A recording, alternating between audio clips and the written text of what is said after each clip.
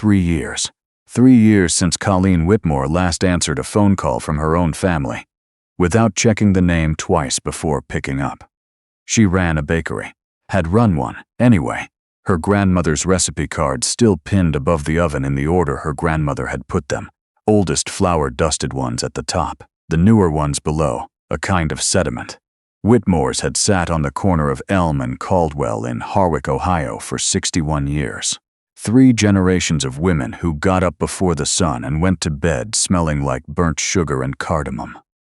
Colleen had taken over at 26 when her mother's hand started shaking too badly to roll dough. She had not planned on it. She had a degree in accounting she had never used, and a habit of solving problems with a pencil and a yellow legal pad, instead of whatever software everyone else had moved on to. But the bakery was the bakery. You didn't let it go. Then came the letter from the county tax office.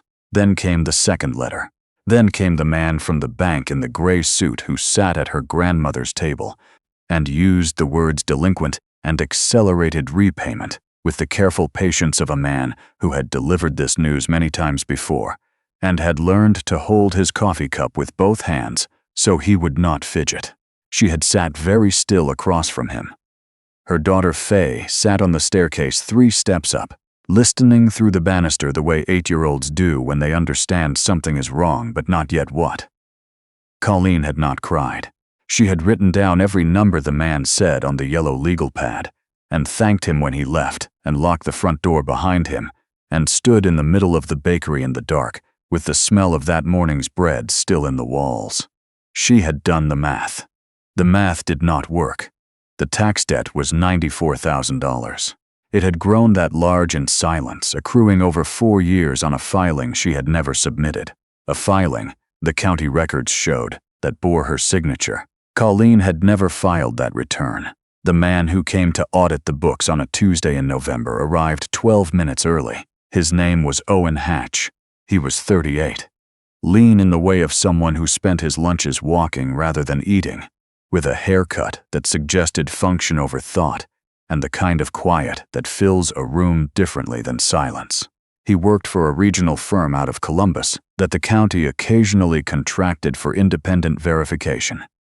He had a canvas briefcase with a zipper on the outer pocket he had been meaning to replace for 2 years and hadn't. He had a son named Pax who was 9, and who that morning had spilled orange juice on his school shoes and cried about it with the full-body grief of a child who had been holding something else in all week.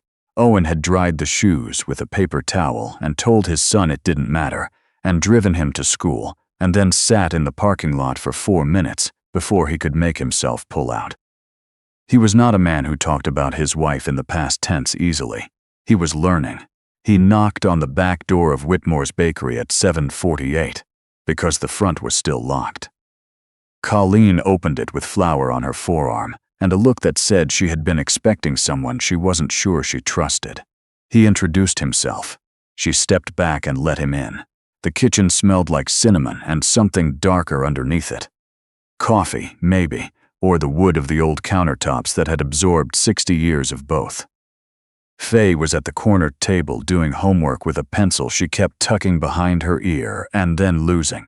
She looked up at Owen once, the quick assessing look of a child who has learned to read adults faster than they expect, and then went back to her worksheet. Owen set the briefcase on the table. Colleen pointed to and opened it and took out his files. He had reviewed the county's documentation on the train down. He had also reviewed what the county had not sent him.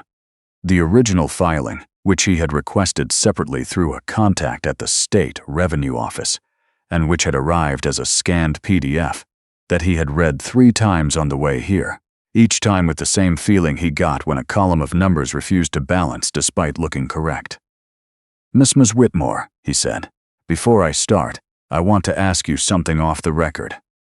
She was standing at the counter with her arms crossed, and the look of a woman who had been bracing for impact for several weeks. "Go ahead.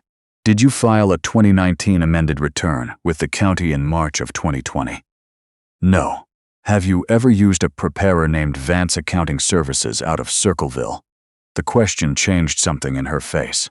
Not shock. Something older than shock. the particular stillness of a person who has just heard a word they have been circling without knowing it. "That's my sister's husband's firm," she said. "Devin Vance. Deanna married him in 2018. He offered to handle our filings as a family favor when Mom's hands got bad. I said yes for 2 years and then I started doing them myself, I thought." She stopped.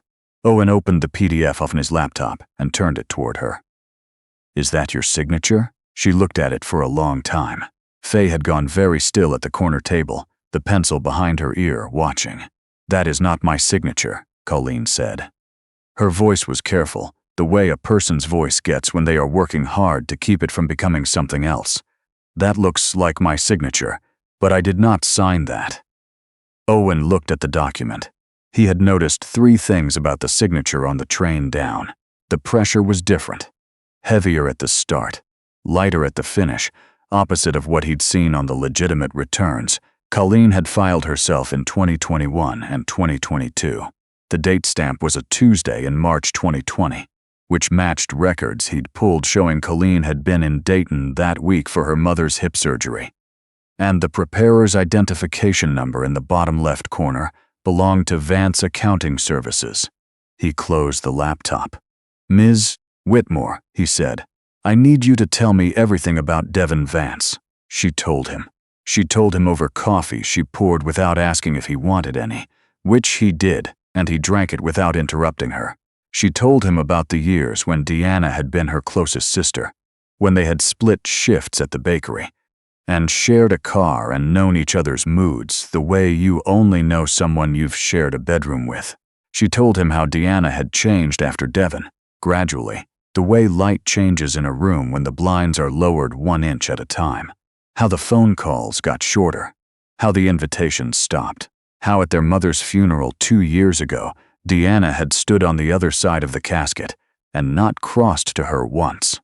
She told him that Whitmore's bakery had been left to her in their mother's will, not to Deanna, that there was no clause about the building itself, only the business, and the building was held by an old family trust their grandfather had set up, and that the trust document had not been updated in 22 years, and that if the bakery went under due to unpaid taxes and the business dissolved, the building would revert to the trust for liquidation.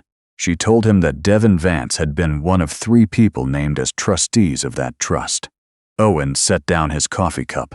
He did not speak for a moment.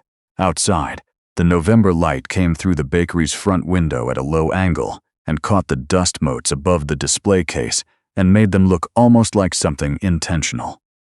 Faye had put her pencil down entirely now and was watching him with both elbows on the table. "How long ago did the property values on this block go up?" he asked. Colleen blinked. 2 years? Maybe 2.5. There's a developer who's been buying up the Elm Corridor. 3 buildings down already. Do you know if anyone has approached the trust about selling this property? She opened her mouth, closed it, opened it again. Deanna mentioned something at Christmas, the year before last. She said Devin had been in talks with someone about the block. She made it sound like it was nothing, like it was early days. Her voice had narrowed. I told her this building wasn't going anywhere. She changed the subject. Owen did the math the same way Colleen had done it over the gray suit man's coffee cup 3 weeks ago, but his math came out differently. A manufactured tax delinquency on a small business, a forged filing to establish the debt, a trust document with a liquidation clause, and a trustee who had a buyer waiting. The timeline of the developer's interest matching the timeline of the filing. Sister who had changed after the marriage, or after the plan, or both, and he could not know yet which had come first. He pulled his legal pad out of the briefcase. His had blue lines where hers had yellow. The zipper on the outer pocket was still broken. "Mrs. Whitmore," he said, "I am here to verify a tax delinquency. That is what the county hired me to do." He looked at her steadily. "I am going to verify it, and what I verify is not going to be what the county expects."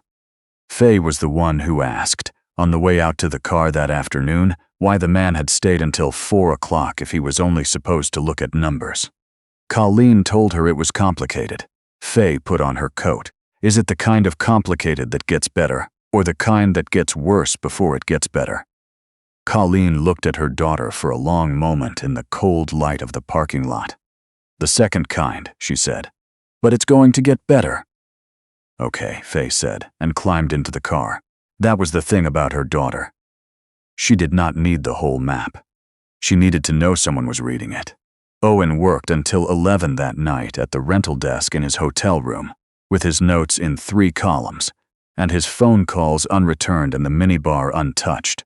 He had pulled Devin Vance's business license records, the trust amendment history, the county recorder's documents on the 3 sold buildings on the Elm corridor.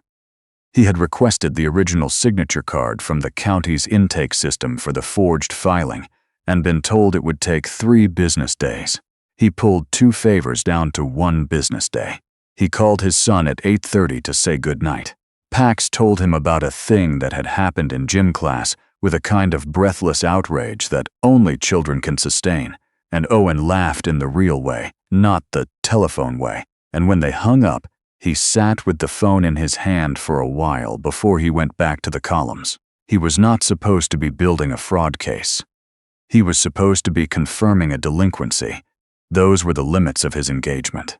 A man inside those limits would finish his verification, note the discrepancies in the margin, submit the report, and let the county decide what to do with it.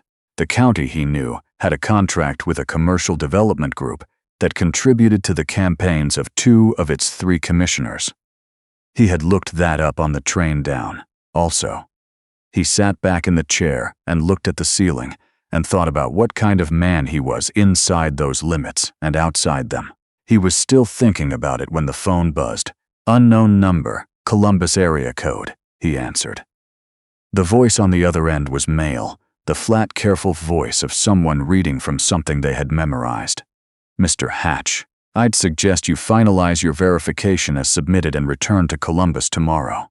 There's no additional scope to this engagement." A pause. "We know you have a son at St. Michael's Elementary." Owen held the phone. The call ended. He set the phone down on the legal pad and looked at the ceiling again. He was there for a long time.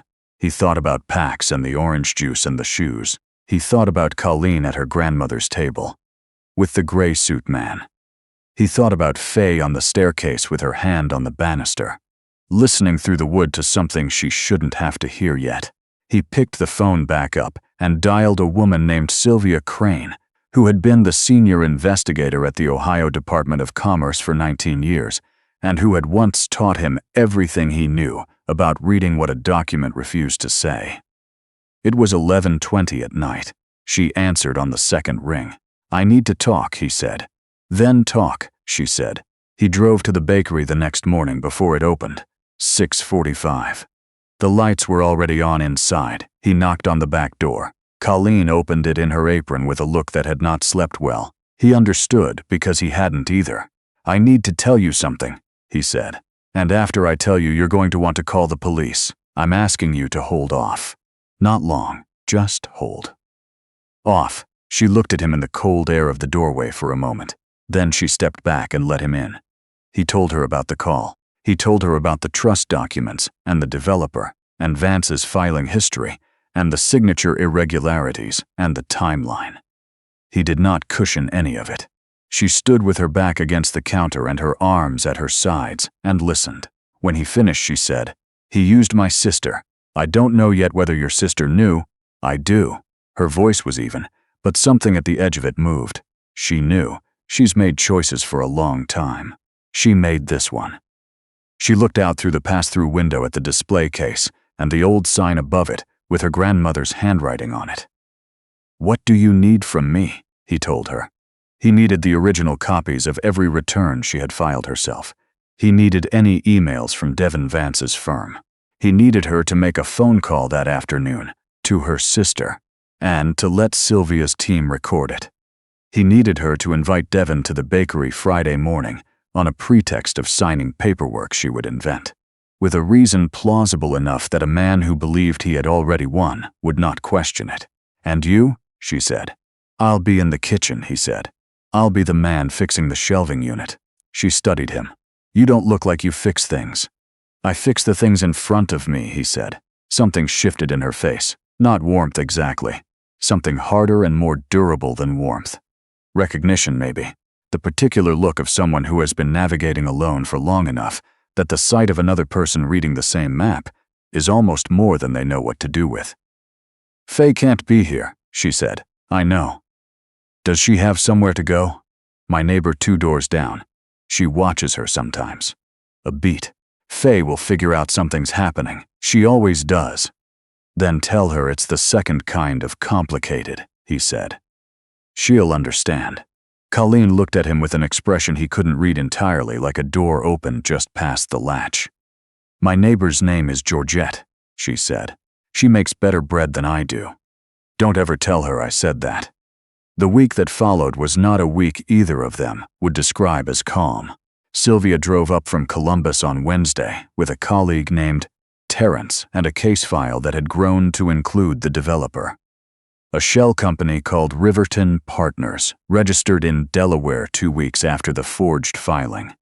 And a third trustee who had already been separately interviewed in an unrelated securities matter, and who, Sylvia noted with the satisfaction of someone who had waited a long time for a thread to surface, had previously worked at a bank that had financed 2 of Riverton's earlier acquisitions.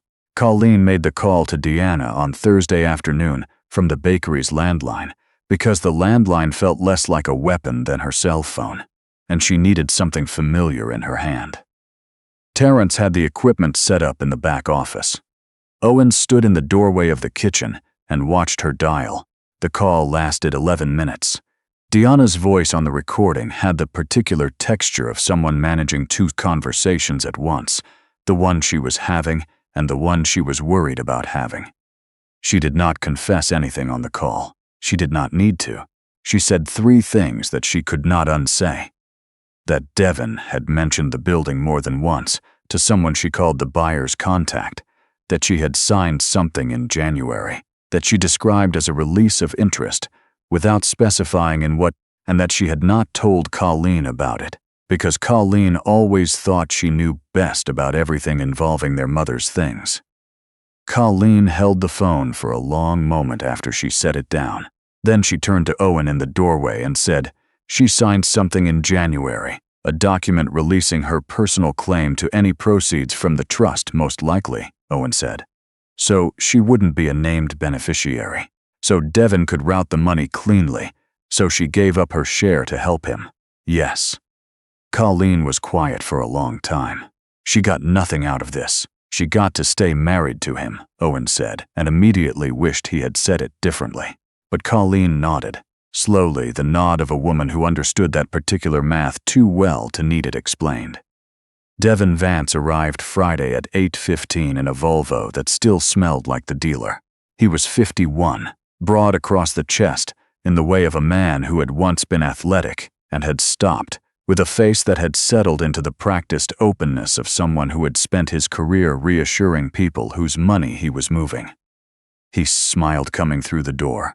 He said how great the place looked. Colleen had set a table near the front with coffee and a folder of papers she had put together the night before.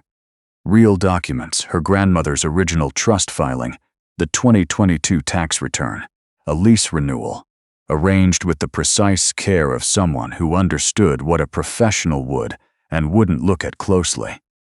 Owen was in the back, on his knees with a socket wrench and the shelving unit that had needed attention for 2 years, and that Colleen had apologetically mentioned while he was there. He could hear everything. Devin sat down. He accepted the coffee. He made a remark about the neighborhood, how things were changing, how property on Elm had really come into its own. Colleen said yes, it had. She slid the folder across the table. He reached for it. His hand paused on the cover. "I actually have a small addition," Colleen said. "An amendment to the trust terms. A correction, really, to something that was filed incorrectly." She set a second document on top of the folder. March 2020. Devin's hand did not move. "It's the filing that listed a delinquency that doesn't match my records," Colleen said. Her voice had the quality it had when she'd told Owen the signature wasn't hers.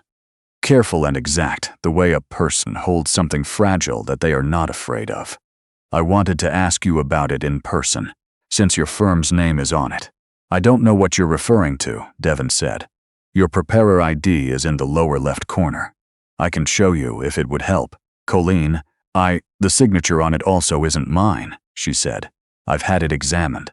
I was in Dayton that week, as you probably know, given that you came to the hospital the second day I was there. You signed the visitor log. The room was very quiet. Owen stayed on his knees with the socket wrench and did not move. This is a misunderstanding, Devon said. His voice had changed, thin to something that had given up warmth in favor of structure. Then you'll have no problem explaining it to the investigator from the Ohio Department of Commerce, who is currently parked on Caldwell Street, and who will come in when I send her the text I have typed and ready. Colleen's hands were flat on the table. I am not asking you to tell me what I can prove, Devon. I have most of that. I am asking you to tell me about Riverton Partners and the buyer's contact Deanna mentioned and the January document she signed. I am asking you to be the one who goes on record first, because the trustee who helped you structure this is already cooperating with a separate state investigation, and when that cooperation produces documents with your name on them, the question of who got there first will matter. The silence in the bakery had a texture to it. Owen could hear the refrigeration unit in the back cycling on. He could hear a truck idling on Elm. Then Devon talked. He talked for 23 minutes. He talked about Riverton Partners and the developer whose name was Montgomery Halls, who had been buying the Elm corridor block by block and who had identified Whitmore's as the last anchor property that was preventing a full city block acquisition worth somewhere north of $12 million. He talked about the fee structure he had been promised.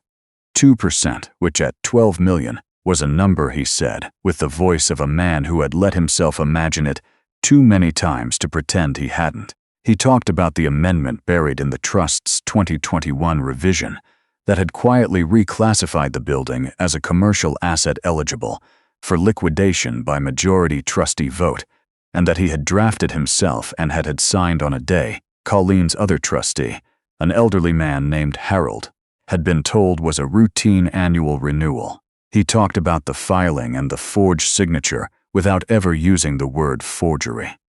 He used the phrase irregularly prepared instead, twice, and on the third time Sylvia walked in the front door and he stopped using it. The county tax office issued a formal notice of disputed assessment 4 business days later. Sylvia's team had Montgomery Halls under investigation by the end of that week.